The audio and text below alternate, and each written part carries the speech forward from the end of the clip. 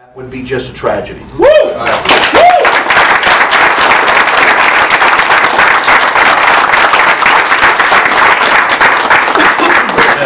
Mark, what I want you to think about just a second here is competition, because I mean, you're an athlete, you were an athlete, and competition is... He was a hockey player. You said an athlete. Like baseball. Baseball. You know what? Someday you might be able to play a major sport. But Or basketball. all right, we won't go there. Competition. All right, competition is important. And you guys want to fight right now? Yeah. how do you instill that competitive spirit in people? How do you get people to want to compete? For example, like, you know, getting promotions and doing things and going to Boca and getting them to the convention and all those things, because, you know, let's face it. I mean, the everyday world out there. Okay, that's right. The only way they don't compete. They compete for a spot in the lunchroom, or they compete for a spot, you know, on the freeway. They don't compete for, you know, the big things like we do. And so how do we get people engaged in that competition and focused on that? What are some of your ideas on that? Thanks for bringing it up. It's you have to talk about it. And for all you watching and here in the room, if you have anyone on your team, you have to have the courage to want to inspire them to be more than they can be. Even, here's the hard part. When you're not doing much yourself, you feel not worthy enough to challenge somebody else. But you can't worry about that. Somebody wants you to push them. Somebody wants you to encourage them, but they're never going to ask you. Rusty, I remember sending my first thank you note to a new recruit, a welcome team note, and I almost never mailed it because I said to Sandy, what the heck they want a note from me for? I'm a nothing, I'm a nobody, I don't even know if I'm doing this myself, even though I was full-time and committed to the business, right? Because I was in the mode, you're talking about quitting 10 million times a minute. And so, but I'll never forget when that guy said to me, Rusty, when I showed up to his house 2 days later to pick him up for an appointment, first thing out of his mouth was, hey, I got your note, thanks a lot. And that changed me from that day, remembering what Art said, that you can never say enough good to people, right? And you can't base it on, well, am I kicking butt on the scoreboard, then I can send notes or encourage people or challenge them? No, you've got to do it right now. It's a natural thing in all of us to be competitive. I talk to people all the time that when we were kids and there was a group of kids here and the swings are 40 yards away and there's 3 swings and 5 kids and somebody else swings, everybody was beating on each other and tripping each other trying to get to the 3 open swings. It's an inherent thing we're born with. Yep. What Rusty just nailed down perfectly is the world beats it out of us over time. And part of Primerica is we're not changing anything. We're just what human beings are all made of. We want to get better. We want to win. We want to see other people win. And if we don't talk about that, we're missing it. Richard got a big dose of inspiration today. Rusty just got competition going by calling Richard a puddle, right?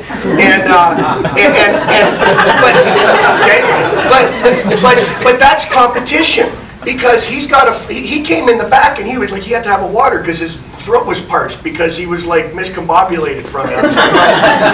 Which I would, but see, do you challenge your trainees to say, great, you've got 3 appointments, but I know you can do 6. Hey, great, you did your close, congratulations, now I know you can do another more. Hey, you're this close to your promotion, and I know there's only 3 days left, but I've seen careers made in 3 days. Come on, man, you can do it. See, that's what the competition's about, is just to always be the person that's pushing people past what even you think they're capable of doing. To lay it out there, to put it out there. Listen, in sports teams, when right now there's the NFL draft on, there's teams that are drafting players to try to get in the playoffs because they didn't make the playoffs last year. You know what every one of those teams are doing at their first team meeting at the beginning of this season? They're going to talk about going to the daggum Super Bowl, right, even if they were never in the playoffs. Amen. So you got to stop being realistic about where your business is at and shoot for the moon, because like Sandy, my wife, says, it's better to aim for the moon and miss it than aim for a skunk and hit it. Right?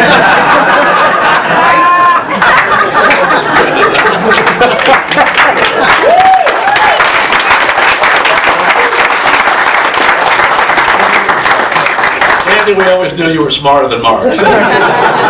Brendan, what I want you to talk about just is, you know, obviously you're a builder, and what are the important things, again, the builder's mindset, what are some of the things that you as an individual, when you understood that your obligation was to build a business within a business, and you have to build successful people, and then you have to teach those people to do the same thing. I mean, how did you approach that? How did you attack that?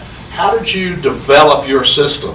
I mean, obviously, you know, I mean, I think, you know, in a lot of ways we're inherently born with certain characteristics, but like Mark was saying, you know, it gets beat out of us most of the time, and hopefully somewhere along the way somebody looks at us and says, hey, I think you can be special, and I'm going to help you be that person. That was Art Williams in my life.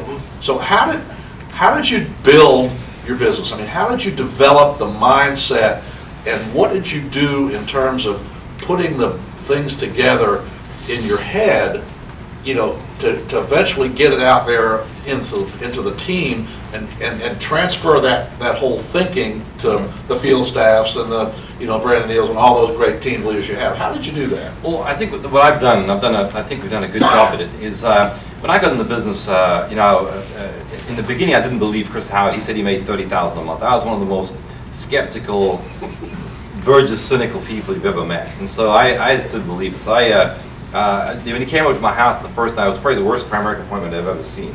As far as how badly I treated him. I was just not a nice, I was the nightmare client, right? And so he didn't even get close to getting a check from me, even though he'd been to Hopkins a lot of times at that point already. But I walked him out to his car, and I go, I bet he's just driving a rusted out piece of junk, you know? And this guy's just, he's full of it. So I drive him out there, and he's got a new Mercedes. I go, I wonder how you got that. Must have been inherited or something.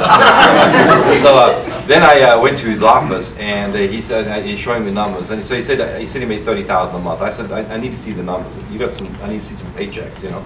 So he showed me, by then they had a big stack, the stubs.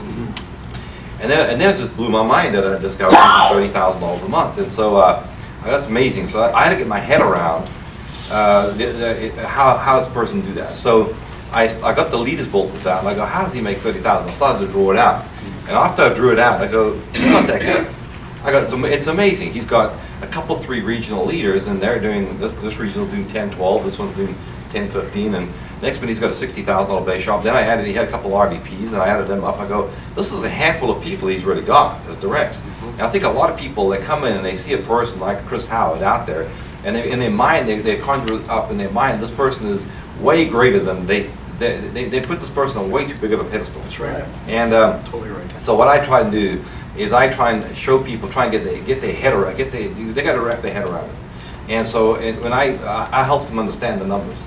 I go, you know, you may think we've done all these amazing things, but hey, I've been doing this 20 years. You realize I don't think I have 20 producing people. I don't have 20 people a month that are producing direct to me. That means I haven't even produced one producing direct per year. I mean, nobody could be that bad. I mean, if you worked at this thing, you're telling me you could be worse than me. I mean, so I kind of reduce. I get them to believe in that we're not something that they are not. Right. We're not. You know, You're not untouchable. Right. Right. That's a great point. So people think that they don't have the skills or the talent or the endurance. I go, if you can show up at a job from 9 to 5 days in a row, you have better work ethic than I do, because I would be done by Wednesday. I would quit. Definitely worked out to be the point. No, I had a job once, and I almost quit at noon that day. And I thought, you know, I'd begged for the job the day before, and so now I better stick with it at least through the whole day. And so at the end of the day, at the end of the day, I informed the guy that employed me. I go, I just want to let you know, but I don't have a green card yet, and so technically I'm the illegal, and there's a major fine for employers that. So he goes, I don't know if you really want me to come back tomorrow. He goes, no, until you get that green card, you know, maybe you should. And I was out there, I can't believe that people do that all day, every day. I felt so claustrophobic for that day, I couldn't believe it. And so if I see a person that's been at a job 5 years and they've showed up about every single day, I go, you've got what it takes. If you can get yourself out and go for a lousy $2,000 to $3,000 a month, you've obviously got something I don't have, you know. Right. And so I do that, and then and when a person goes over 100,000, I like to use numbers, because I think a good target for a new person is if I could just make 100, that would be a good starting point, you know. And I go, let me show you this new person. A lot of times the people, they think I'm insulting them, but I go, don't worry about they think of you, just worry, it's put with, so I'll take a new $100,000 earner, he'd be on stage, you go, I'm so great, and I go, let me just show you his numbers, let me show you how pathetic it really is. He doesn't even have, he's got 2 producing directs, and he writes like 3 or 4 sales a month. Do you realize how little this person, this individual is really doing? And people go, wow, I didn't realize that these people were doing so little. In their mind, they're thinking $100,000 earners. The first time I went on an appointment with Chris Howard, I was 15 minutes into the presentation. I go, I'm going to be rich because this guy's not that good. and so I wanted to take over the presentation. Because I go, Chris, that Rule 72, I don't think you explained it. Right? Chris goes, you're the trainee. Let me do my part of it. And I'm like, I wanted to take over, you know? And so I think Chris, I don't know if he did it purposely or by whatever. No, he didn't do it purposely. And he can be believed, I can do this business. And he put some stuff up on the screen that half the words were spelt wrong. He was just here 2 weeks ago, and he still does that. Oh, yeah. Even with spell check. All the English majors were freaking out because all the words were wrong. He doesn't even bother with spell check. He just forget it. Bill Little once in the office, and he tried his best at spelling Baton Rouge. He was unbelievable, it was unrecognizable. But he's got a red ring. So I go, don't shoot yourself today. I go, we're not that good. Don't put us this up. We're not that good. We might look good to you, but when it comes down, we're not really anything. So that's great. That's a great point. And I got a special question for you. You know, you and Brendan obviously work together in the business, and a lot of people out there, maybe not a lot, but there's a certain segment of the people out there that use the business sort of as an excuse, or I'm sorry, use their family as an excuse not to do the business. I mean, y'all got 7 kids, you know, combined together, and obviously you work every day to get in the business. I mean, how would you overcome that objection, where people say, well, you know, I got my family, I don't want to take time away from them and all that sort of stuff. And yet you and Brendan obviously, you know, got a big family, and you certainly didn't use that as an excuse. How would you, for the people out there, how would you help them overcome that objection that where people use their family as an excuse not to do the business, when obviously we know their family should be the excuse to do the business? How would you tell the folks out there to do that? Okay, well, I mean, I try and talk to people about the role of a partner, and I know there's a lot of fabulous partners here today, and why it's so important. So I kind of try to paint the picture why. This is what will happen if you embrace the role, and then we can talk about how to make it work with your family. And so, you know, I'd say, look, you know, if you show up to meetings, if you can work your schedule out so that you can get a sitter, right? Come to your home. I always told them I try not to disrupt my kids' lives as much as possible. So I try to get someone to come to our house instead of taking them, you know, dragging them around. And if you can get them twice a week, if you could do it at every opportunity meeting and every Saturday training or whatever your meeting schedule is, right? And it's certainly, obviously, every big event, that you can be present, you can be there, you can know what's going on, you're on the same page, you're learning the same ideas. You can contribute so much. People think that a husband and wife, or, you know, 2 partners have the same market. They don't. They know people individually that the other one wouldn't have any idea of. And I see this happen a lot with partners on our team. And until one gets involved, they don't really contribute, right? They just kind of go through the motions a little bit. They say they're helping a little bit, but when they really get engaged, they're setting appointments, they're bringing people, they're helping. You know, and they might not be in the field, they might not even get a license. I don't even say that's necessary. If they want to, wonderful. But if they can be engaged so that they feel like it's their business too, you know, so I kind of paint that picture first, right? And say, look, the biggest reason really is the example that you're going to set for all the partners on your team, because if you don't show up, they won't show up. I think that's true. And if you might be strong enough, you might have a great marriage, you might be, you know, your husband might go, or your wife, whoever the lead agent is, they might be fine and strong enough to get through without you. Now, not typically, though, I would say, right?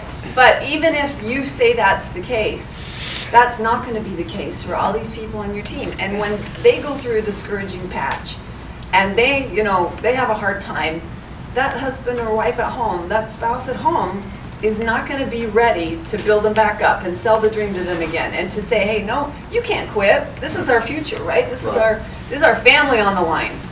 And if you don't show up, you can't influence those partners to make sure that they always show up and be engaged.